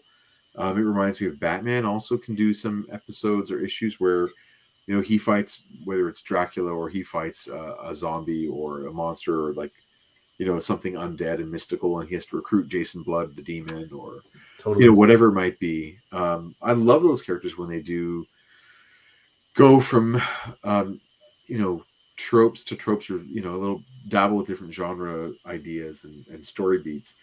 I bet you if you were to do X-Men again and get Bill Sienkiewicz to illustrate it kind of now with his aesthetic, it would have been phenomenally good. But you can still see that like Chris Claremont is almost having to do explanation fixes on stuff that you can't see is happening in the art. And we know that this is probably a bit of Marvel method where Claremont and Sienkiewicz are hashing out some loose beats. Sienkiewicz is drawing these pages to show that he can tell stories, and they're getting them back going like, okay, how do we explain this part? It's a challenging one. It does feel like an issue that is just, there's definite continuation, so whether it's written at this all at once or story ideas are there for issue 159, and then I got a loose plot for 160 or the sequel or the following issue. It does feel, and just to your point about art coming in and explain a bit here and there and trying to create some sense of from the reader's perspective of kind of just continuity through the pages. It does feel kind of like it's just a throw-in issue where there's a whole bunch of stuff happening. Oh, let's try this, let's try that, let's see what's even that ending. Like, is this the end? Is it? which I 100% want to do for one of our comics one day. The end? Question mark? Is it? Yeah. Yeah. It also reminds me of this ongoing thing, Claremontism, about the woman lead character and her hidden powers of becoming this thing that's greater than all things, like this higher power. So, Phoenix's Take One is the first attempt at this. So that one, clear the table. Storm seems to be the second iteration of this kind of character, where we've seen her in 3 different ways become a transcendent force. So there's the idea that her mutant powers, she might be more powerful than we ever, like she can become a living storm, Then there's that as a vampire, she can be this like immortal. Totally. And we've also seen her with her connection through the Brood Saga. She connects to this other living creature telepathically, and her body needs to be reborn. Like she becomes a cosmic entity. So, and then of course in the Belasco Ileana narrative, we see her as this aged mage, like a sorceress. Who transcends time. So he's doing the same kind of idea with Storm, as becoming this transcendent deity almost. And he's trying it through magic, through science fiction, through her mutation, through all these different things, which is interesting. And I don't know if any of them actually keep. Like here, you and I are. So now let's do the thing we always talk about that we do. We talk about the animated series. We talk about the future of the comics, like where it goes after this. I can tell you in the Claremont run, she doesn't ever like become the next Phoenix. Like they like dabble with it, but it doesn't go fully on as like, Storm as well. She will become a thunder god for a bit, but anyway, we'll get there. Animated series, she doesn't. There's no Dark Storm saga. You know what I mean? Yeah. In the movies, she doesn't ever become. So this is kind of like the idea that Storm is this transforming female figure doesn't really ever cement. Yeah. They just bring Jean back over and over again. That's true. They do. When Storm is there as possibilities, potential. Yes.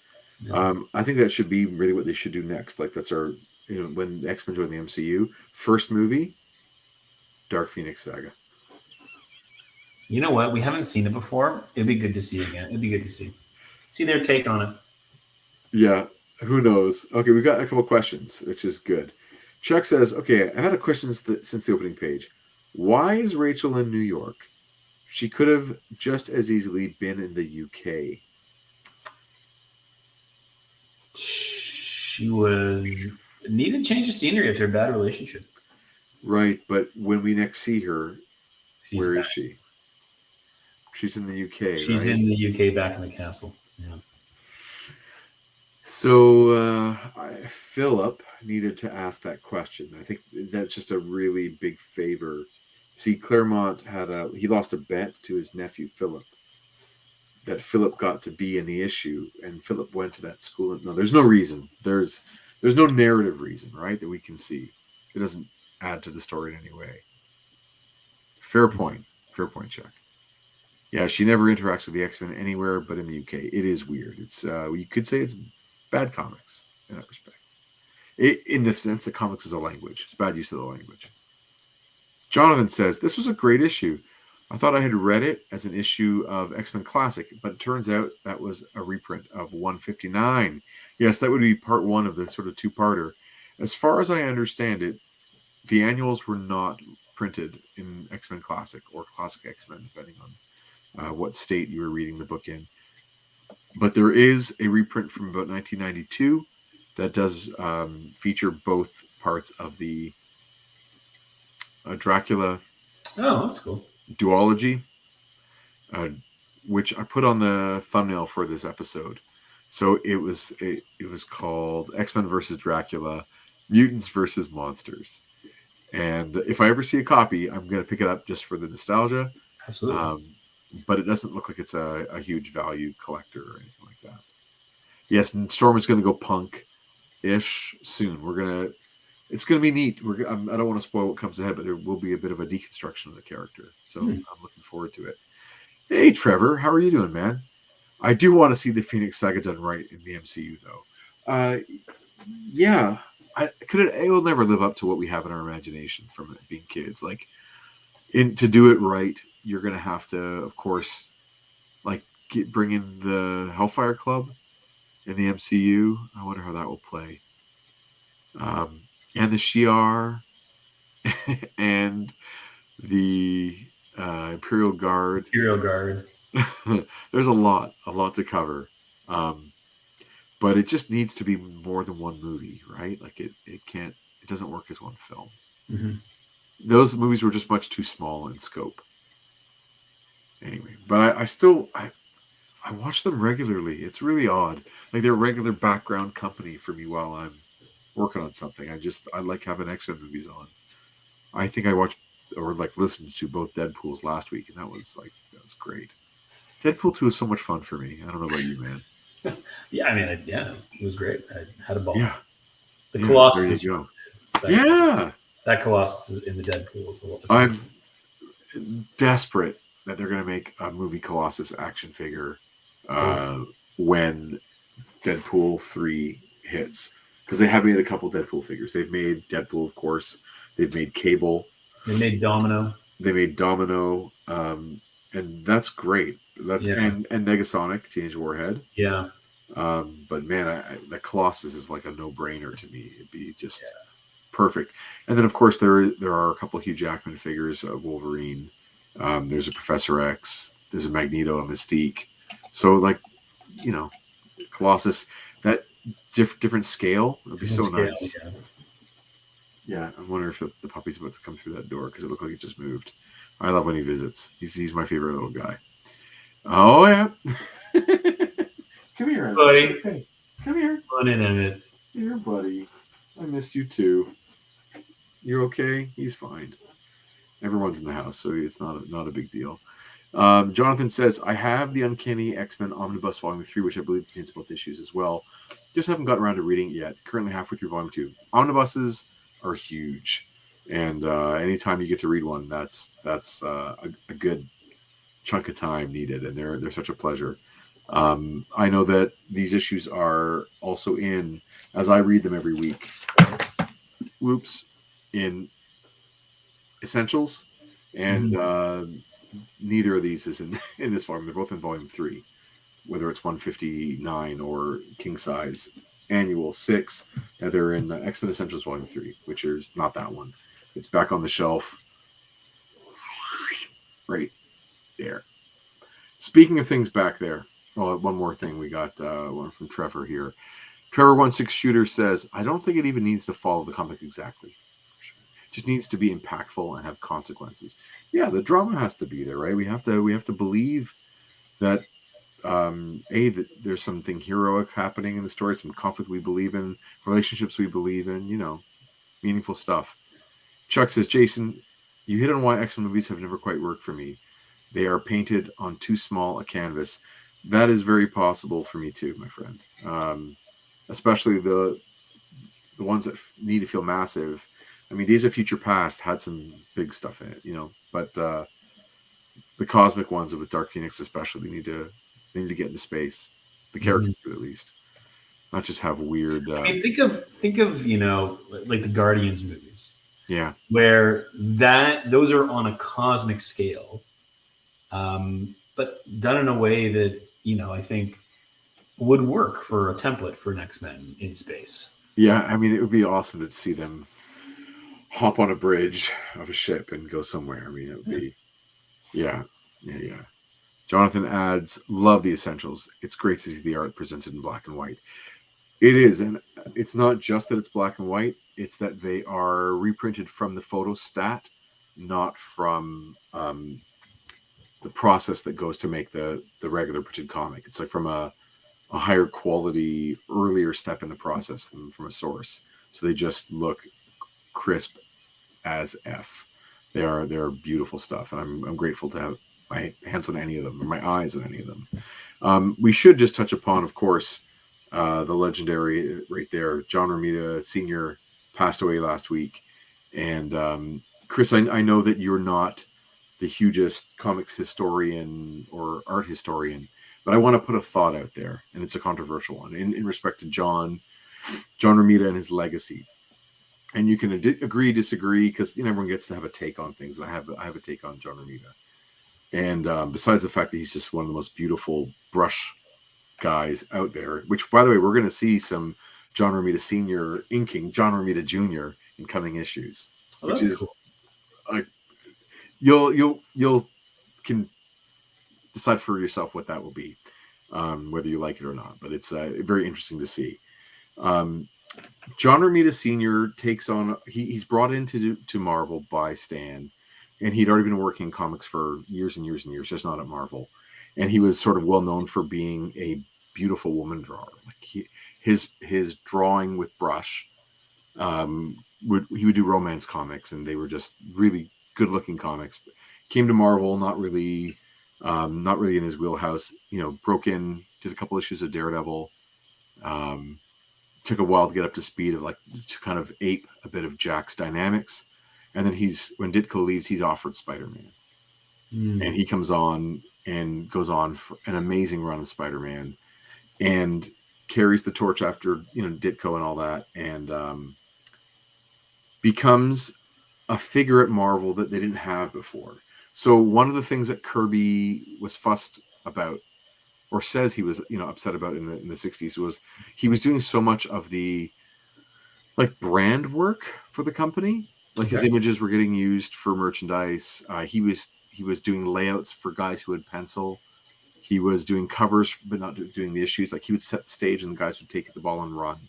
So he was kind of playing this art director role, right, but would not get a salary position at Marvel. And eventually, he's so frustrated by this, he asks repeatedly from Stan. Stan always keeps him at distance, keeps him on a page rate, and tasks him with a huge amount of work, but it's still page rate. No ownership over anything, no salary, no medical coverage, all that kind of thing. Just out there. Okay. Jack eventually gets so fed up with all of the problems he's having working with Stan and Marvel that he leaves and goes to DC by about 1970. And that's when John, who's been working at Marvel, becomes art director within 2 years. He takes that role. And I think part of his legacy is that he was not a writer. You don't see fully formed characters and stories that come out of John Romita Sr.'s hand. There's no great graphic novel that's John Romita Sr.'s. He is a Marvel brand guy. Okay. He takes the building blocks that, this is my take on it, the building blocks that Jack Kirby, Steve Ditko put in, and other guys help, a few more blocks, but John takes it and then helps codify and commodify it so that he can keep the rest of the brand on track. And he becomes the art director. He's on salary. He works in the office, and for over a decade, he's maybe almost 2. He's like the art director at Marvel.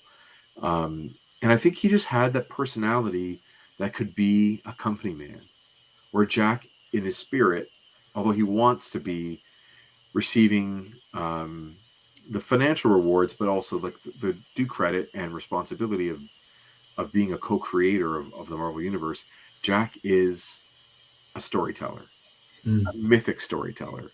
And I don't think he could sit in an office from 9 to 5 and go to meetings and mentor people. He's like a visionary, So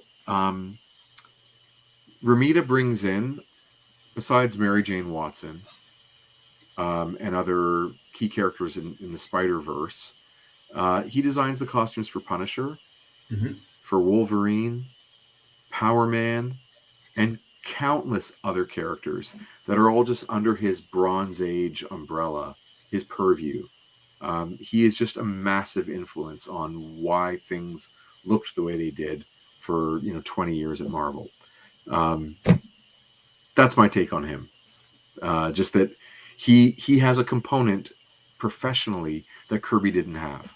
Yeah, which is the ability to be a company guy and work the corporate job. which is something, and it's not necessarily artistic, but it is. No, and it's both professionalism. Yeah, and both contribute, right? Both contribute to both approaches are kind of needed to both make great stories and No make question. great stories get out there, right? No You got to question. make it and you got to get it out there. So yeah. And the larger the organization, the more you have to work with people, right? Where people's Absolutely. skills become part of it. And I think people would say that Jack Curry was a sweetheart, but he also, I think, was a little rough around the edges at times. And as he got older, I mean, this guy's a World War II vet. He'd already been drawing comics for 20 years by the time Marvel is up and running. Mm-hmm. He's tired.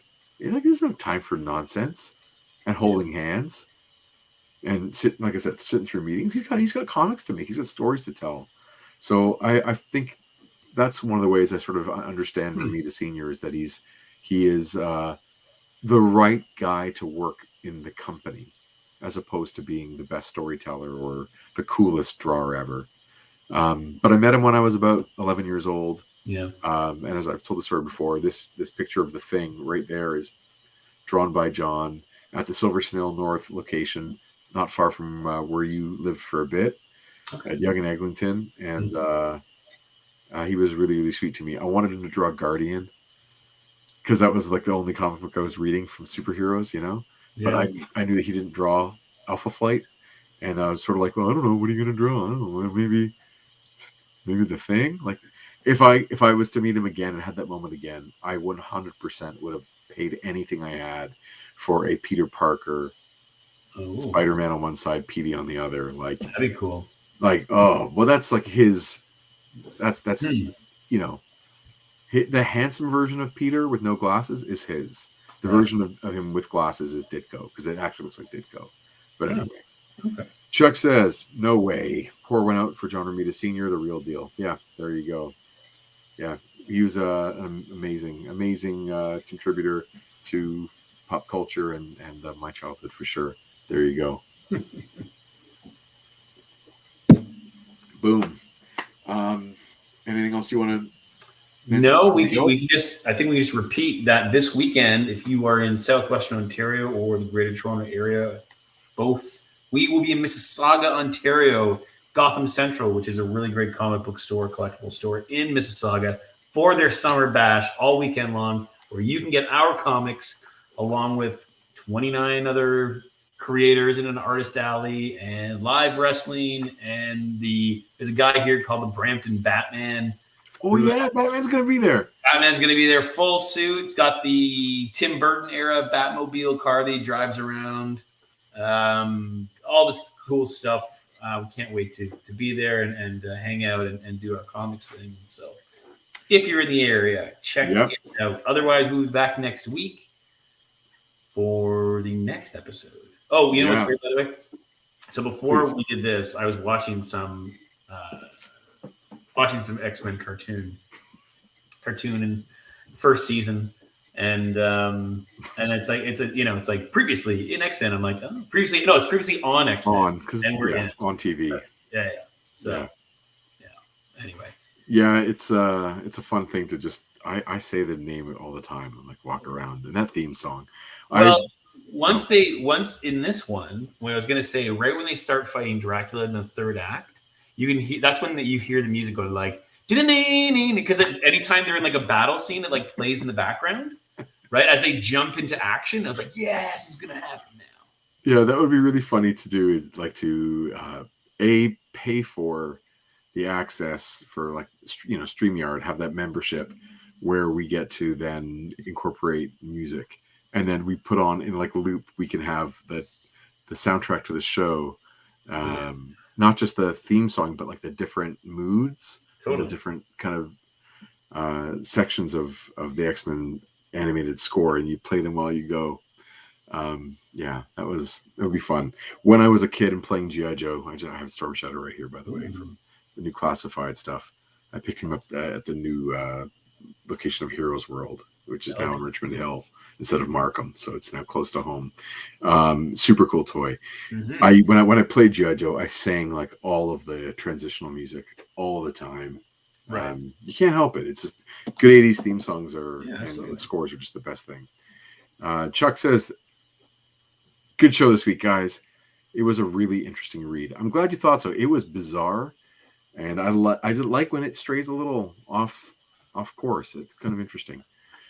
Jonathan says, fun show, guys. I will definitely subscribe and tune in again in the future. I hope you do. We appreciate you hanging out with us tonight and adding to our evening. So that being the case, you can check out our website, everybody, at www.group-of-7comics.ca, and that 7, of course, is the number 7. And you can get our books there and any other products we decide to put up on the site. We will be at Gotham Central this weekend. We're going to be at Fan Expo in downtown Toronto, Fan Expo Canada, at the end of August. Yep, August. Yeah. We've got WitCaf. Which month? We've got Guelph Comics Jam, Guelph, Ontario. We've got in late September and Whitby, Ontario. We've got, a few others. I feel like there's at least one more out there, but anyway, I'm tired, so not surprised that I've forgotten that.